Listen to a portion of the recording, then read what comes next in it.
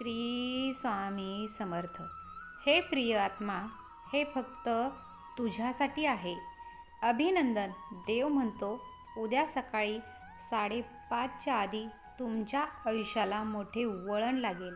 माझ्या मुला, मला माहीत आहे की तू खूप चिंताग्रस्त आणि अस्वस्थ आहेस. मला सर्व काही माहीत आहे. मी आत्ता तुमची प्रत्येक कोडी पाहू शकतो आणि त्यातून तुम्हाला मार्ग काढून देऊ शकतो. माझ्या मुला, तुझा माझ्यावर पूर्ण विश्वास असताना तुला कशाची भीती वाटते? कशाला भीतीने आयुष्य जगतो आहेस? भीती हा माणसाचा शत्रू आहे, जो त्याला कायम पोकळ बनवतो. अशी व्यक्ती आयुष्यात कधीही पुढे जाऊ शकत नाही आणि हे त्या व्यक्तीच्या आत वाढलेल्या भीतीमुळेच घडते. स्वामी म्हणतात, घाबरू नकोस, पुढे जा. यश तुमच्या हाती येईल. मी तुम्हाला आणि तुमच्या कुटुंबाला यश आणि चांगले आरोग्य देईन. तुम्हाला फक्त तुमच्यासाठी माझ्या योजनेवर विश्वास ठेवण्याची आणि मी तुम्हाला कधीही सोडणार नाही यावर विश्वास ठेवण्याची गरज आहे. देवावर विश्वास असेल तर आत्ताच हा व्हिडिओ लाईक करा आणि कमेंट बॉक्समध्ये स्वामी, मी तुमच्यावर विश्वास ठेवतो असं टाईप करा. हा संदेश जास्तीत जास्त लोकांना शेअर करा.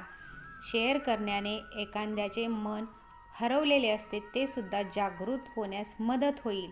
हा महिना संपण्याआधीच देव तुम्हाला उत्सव साजरा करण्याचे कारण देत आहे. आशीर्वाद तुमच्या मार्गावर येत आहेत. तुमची आर्थिक वाढ होईल. उपचार सोडले जातील. आवश्यकता असेल तेव्हा चमत्कार घडतील. असा विश्वास ठाम आपल्या मनात स्वामींविषयी करून घ्या. स्वामी म्हणतात, माझ्या मुला, तुझ्या नशिबाला शिव्या देऊ नकोस. तुझे नशीब खूप चांगले आहे. तू तुझ्या नशिबाला शिव्या दिल्यास तर तुला फक्त अडथळेच मिळतील. जो कोणी या जगात येतो तो त्याचे नशीब घेऊन येतो. तुम्ही तुमचे नशीब कसे बनवायचे हे सर्व तुमच्यावर अवलंबून आहे. त्यामुळे नशिबाला दोष देऊ नका. स्वतःची कर्मे चांगली ठेवा. तुम्ही स्वतःच तुमच्या नशिबाचे निर्माते आहात. जर तुम्ही ठरवले की तुम्ही आयुष्यात सर्व काही करू शकता तर तुम्ही जगाचे निर्माते व्हाल. कोणीही तुम्हाला रोखू शकणार नाही. तुमची शक्ती ही तुमच्या आत आहे. त्यामुळे नशिबाला दोष देत बसू नका.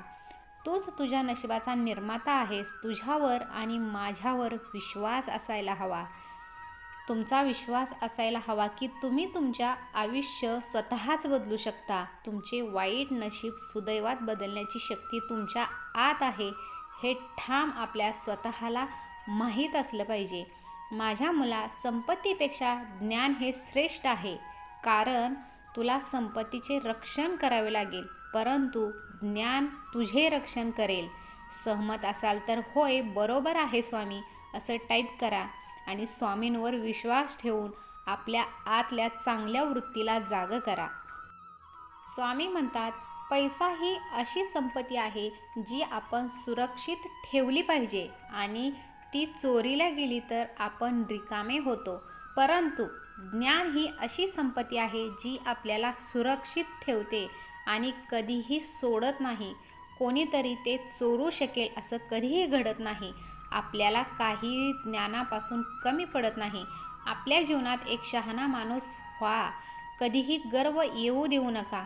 जो माणूस स्वतःमध्ये गर्व आणतो त्याचा नाश निश्चित असतो. कारण हे जग गर्विष्ठ माणसाच्या जीवनापासून नेहमी दूर राहते. गर्विष्ठ माणूस हा स्वतः एकटा असतो. माझ्या मुला, तुझा स्वाभिमान ही अशी शक्ती आहे की ती तुझ्या आत असेल तर तू कधीच कोणापुढे झुकणार नाहीस.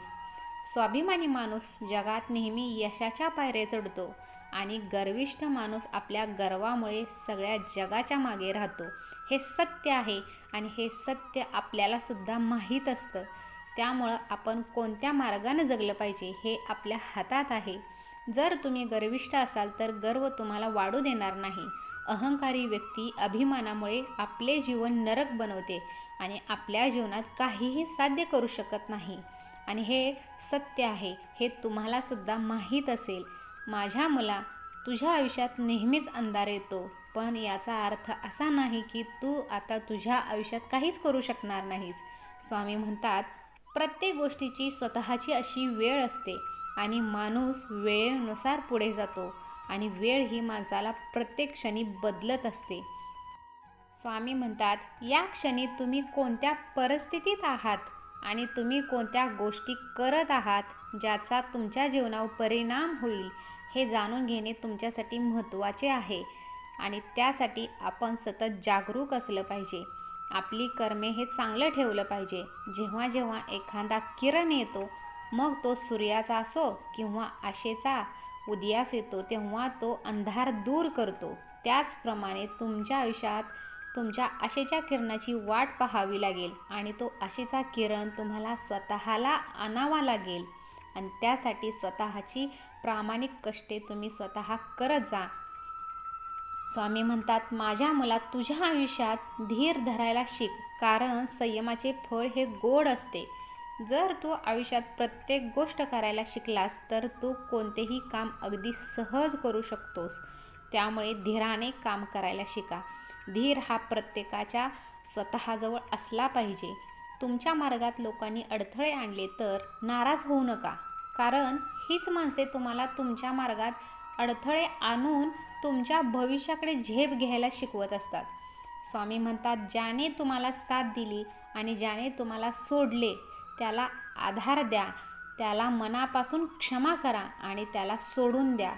कारण प्रत्येकाची जर तुम्ही मने जपला तर स्वतः निराश राहाल, स्वतः त्या सुखापासून स्वतःच्या दूर राहाल. एखाद्याला क्षमा केल्याने कोणीही लहान किंवा मोठा होत नाही. असे केल्याने आपण स्वतःला आनंद वाटेल की आपण एखाद्याला क्षमा करून आपण चांगले काम केले आहे. स्वामी म्हणतात, आयुष्यात एक गोष्ट नेहमी लक्षात ठेवा, अपमानाचा बदला लढवून जिंकता येत नाही, तर समोरच्या व्यक्तीपेक्षा जास्त यशस्वी होऊन जिंकून दाखवा, तरच तो आपण साध्य करू शकतो. जेव्हा तुम्ही देवावर विश्वास ठेवून प्रयत्न करता तेव्हा तुमची वाईट कामे स्वतःच सुधारली जातात आणि तुमचा परमेश्वर तुम्हाला एक मार्ग दाखवतो ज्याद्वारे तुम्हाला फक्त आनंदच मिळणार आहे. म्हणून स्वामी आपल्याला उपदेश देत आहेत, तुझा हेतू साफ ठेव. जर तुझा हेतू साफ असेल तर नशीबही तुला साथ देईल आणि माणूस आपल्या कर्माने महान बनतो, दुसऱ्याचा अपमान करून नाही.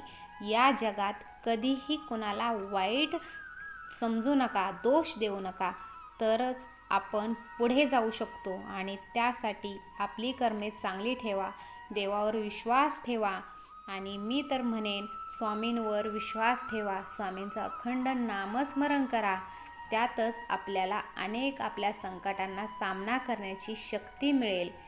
श्री स्वामी समर्थ.